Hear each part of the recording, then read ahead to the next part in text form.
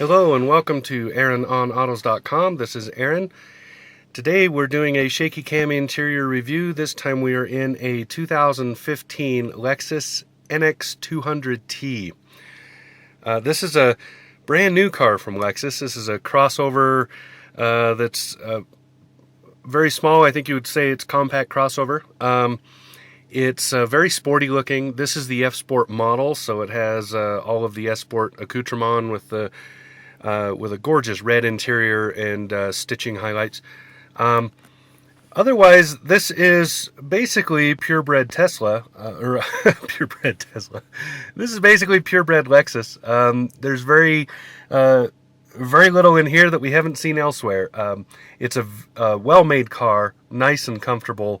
I believe the market for this is probably upscale females and younger men and possibly older folks who want a comfortable luxury ride but also want a little bit of sport and a small size. This has all-wheel drive and several other things. It's a turbocharged 4-cylinder.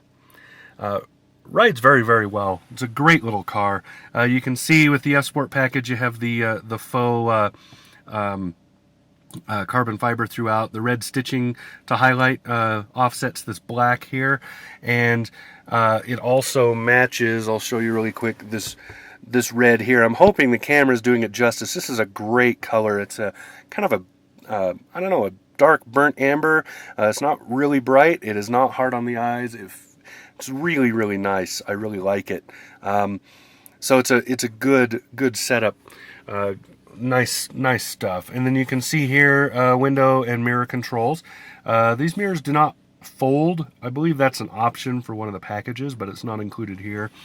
Down here you see you have you'll notice the sport pedals down there, right? Okay. And then you'll see here there's blind spot management, park assist, and all that good stuff. Heated steering in this one, and also has heated seats. And then you'll see back up here, here's your dimmer control for the console, and also your odometer control button. Then on the steering itself, you have your telematics, and then this controls that screen there, and this controls that screen there. Then you have this, which controls that, and over here is, I may have this backwards. It doesn't matter. One of these controls that, one of these controls that. There you go. Paddle shifting, because it is the F-Sport. Here you have your lighting controls here, and over here your wipers. There is also a rear window wiper since this is a hatchback. On the gauge cluster itself, you have the usual engine heat, RPMs. This is the changing central screen. It's very, very easy to read. You can see that, and the speedometer and fuel over in the corner. Now, when I go into different modes, here's eco mode. We were in normal mode, and then there is sport mode. You see the slight changes in the display.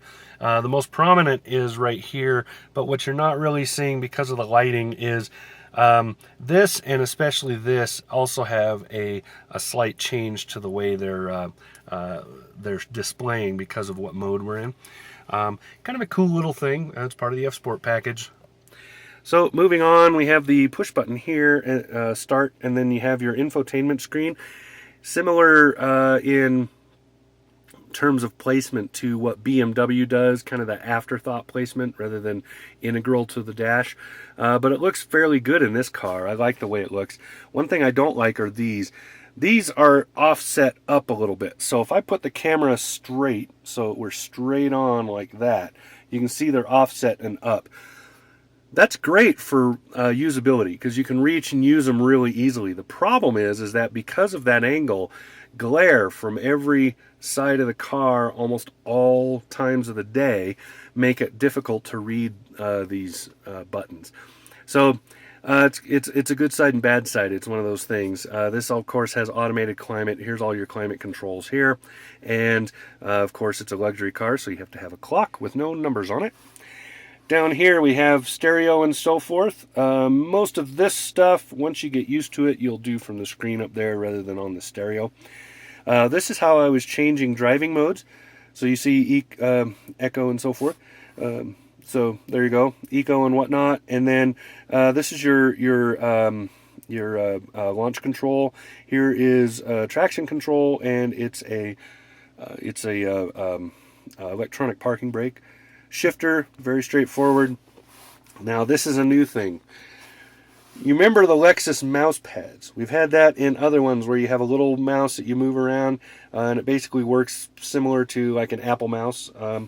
You know, push it up and down a button and move it around. They've changed that. Now it's a more touchpad style like you would have on your notebook computer or something. This is good and bad. I like it because it's less obtrusive, so it's much smaller. What I don't like is when you're driving, it's easy to bounce around a little bit. They've compensated for that by making you have to do wider gestures to move around the menus up there, which is a good thing when you're moving. But when you're sitting still, it's annoying. It doesn't change according to what you're doing. You have these fast buttons here, which are nice. And then also another annoyance for me is that every time you want to select something, you have to double click. So you don't just go dink and it selects it. You have to go dink dink. That again is probably to keep you from, when you bounce on the road or something, accidentally selecting something you didn't want. But it takes getting used to. It gets annoying. This is the wrist rest for that. And then right here, this is a super secret cubby. You see there's a mirror. Say hello. Wow. Camera. All right. So down here, this is your super secret stash spot, I guess. And this just pops in and out. So it just lays in there, pops right out. No big deal. Here's your cup holders, center console, storage. This has the optional, I believe it's called Q charge or something like that, for charging your phone wirelessly. And then you have plugs down in there. This lifts out of the way. Kind of a cool system if you have the setup for it. Then the rest of the car is just very well laid out. You notice the coloring, very nice in this package. I really like this F Sport coloring. Looks really good. Back seat is a pretty good size. We had car seats back there for most of the week, and it was very well, just accommodating. Nice. You'll maybe get an adult back there if they're not too tall, or if the people in front aren't too tall.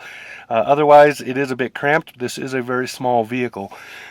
Beautiful storage area, though. Lots of storage back there. And it has a really awesome cargo net package if you need something like that. And I think if you have a car like this, you probably should use something like that because it's just very well done. It's nice.